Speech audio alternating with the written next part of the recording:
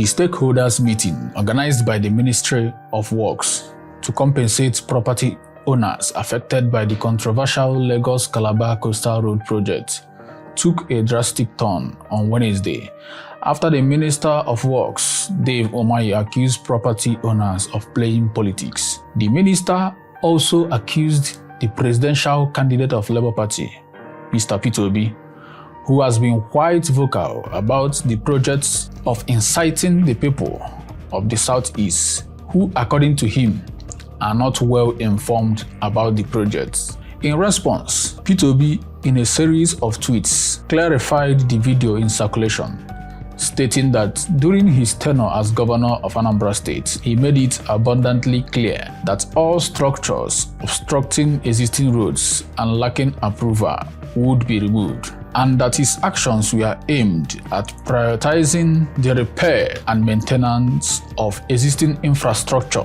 to safeguard the livelihoods of Nigerians and to ensure the efficient use of resources. During the tenure of Peter Obi as the governor of Anambra State, the then Ministry of Information had commended Peter Obi for being a great leader, applauded his good works in the state. Here in Anambra State, we are able to see a governor of the people. We are able to see a man that has selfless leader, a man who does not believe in personal aggrandizement, a man of honor who has transformed Anambra State. To me, I will not be surprised that he has transformed Anambra State, knowing his pedigree and knowing that on 2 occasions he was kicked out of the government house and on 2 occasions he returned. So he cherished the Anambra people and he has performed well. We are able to see the network of roads in Anambra, not limited to the capital, because in some situations developments are limited to the capital. But here in Anambra State, development, particularly that of road network, is all over Anambra State, and that is highly commendable. Also, we are able to see the enormous resources that have been committed in the areas of education, health, and other very important sectors in the society. This deserves a lot of commendation, and the government has performed very well. The university, the secondary education, the primary education, we visited so many of these projects that I cannot begin to count, but my NUJ counterpart has said a lot of those projects that we toured. It is bad enough that even WAEC deleted video showing works executed by Mr. Peter Obi. The question now is, why are they attacking Mr. Peter Obi for saying the facts which everyone sees? That destroying properties in the name of constructing a coastal road is not Nigeria's major priority. Meanwhile, a video on social media showing a very bad Benin Auchi road, as reported on May 1st, made rounds on social media. This is the kind of priority Peter Obi is talking about.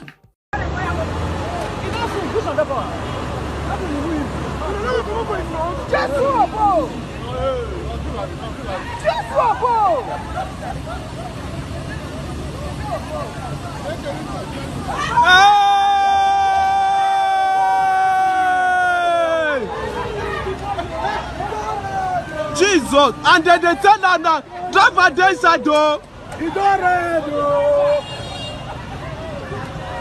Driver dey inside though. You know, see some wicked, he don't. Oh.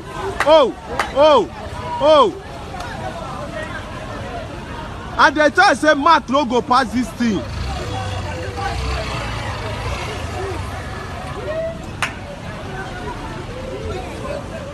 May not be saying avoid this thing carry o.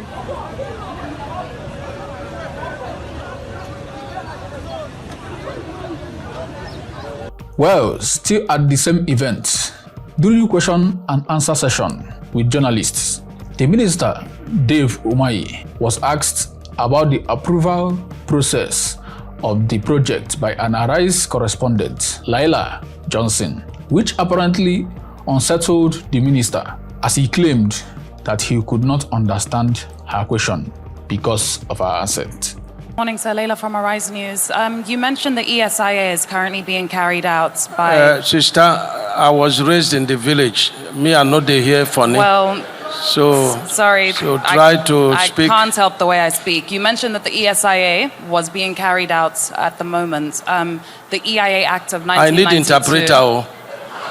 Well, you have enough people next to you. The EIA Act of 1992 states that an EIA must be approved by the Federal Ministry of Environment before the commencement of any project. No, unless an exemption has been given. It's not done so. There is preliminary approval. There is final approval. Has an exemption been given? And if so, if you have the preliminary approval... Exemption of what? For the project to start without the final approval. If you have the preliminary approval, can this be shared with the public? We are following due process. So can we have a copy of the preliminary approval? It is federal government that gives the approval. It's not you. So can we have a copy of the preliminary approval? We have the approval. And you can make that public to the media? Everything in order. Okay, thank you. We know the APC government is attacking P2B by any chance, but he remains a true focused leader who is dedicated to build a new possible Nigeria. Caesar, I'm extremely disappointed at David Umahi. Those are the kinds of statements I don't expect to hear from a senior government official. And he's a man I tend to respect, because he's a hard-working individual, and he knows his onions when it comes to engineering, Ministerial works, and roads constructions and things like that. So I have a lot of respect for him. But particularly, I felt offended by that statement, because I've said it on this program several times. I detest the dog whistling of an entire ethnic group in Nigeria. And let's call a spade what it is. It's becoming one too many that we want to consistently and continuously scapegoat the Igbo ethnic tribe in Nigeria, and it's unacceptable. It is unacceptable because there is a history of violence targeted at that group since 1953 in our country. Listen, Caesar, a meeting was held in Lagos, not necessarily in Parliament.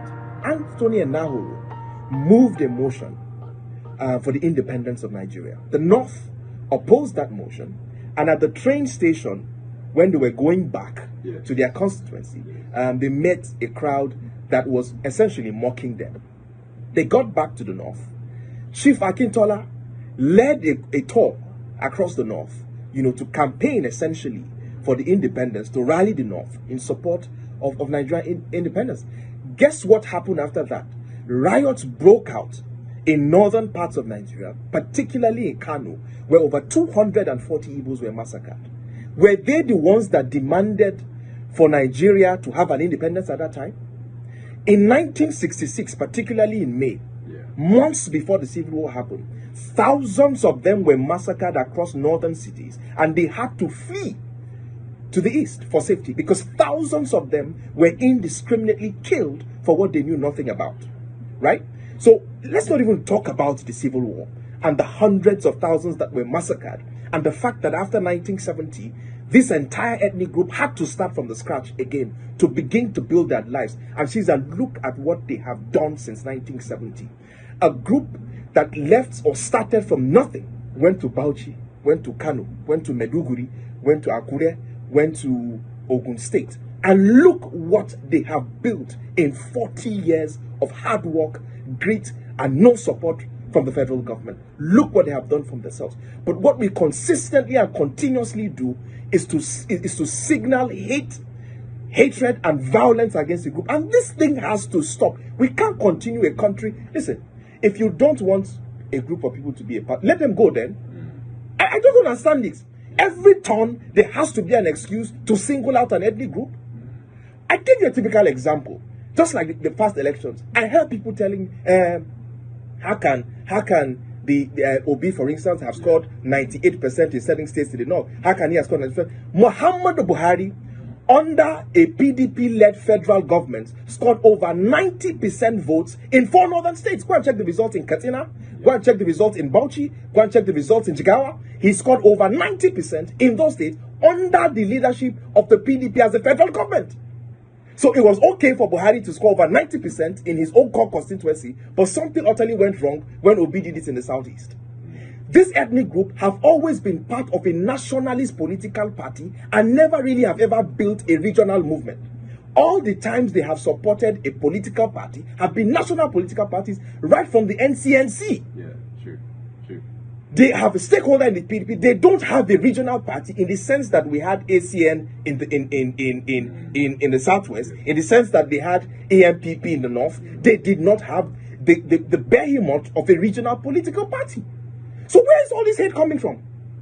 Where is all this hate coming from? They tell you now, for instance, that they have a rabid mob who are harassing people on the internet because their candidate lost. We have very short memories. In 2011, a candidate lost in this country and over 800 people were massacred in violence in the north. I so know this because I personally saved 11 core members and were hidden in my father's hotel in Kanu. So what are we saying? 800 people were massacred because of the ambition of somebody in this country. And suddenly we are losing our minds because we are saying people are insulting you online. And they're a rabid mob. Let us stop this. Let us stop this ethnic dog whistling. Let us stop this ethnic baiting. And this thing should not continue. We are one people, one country,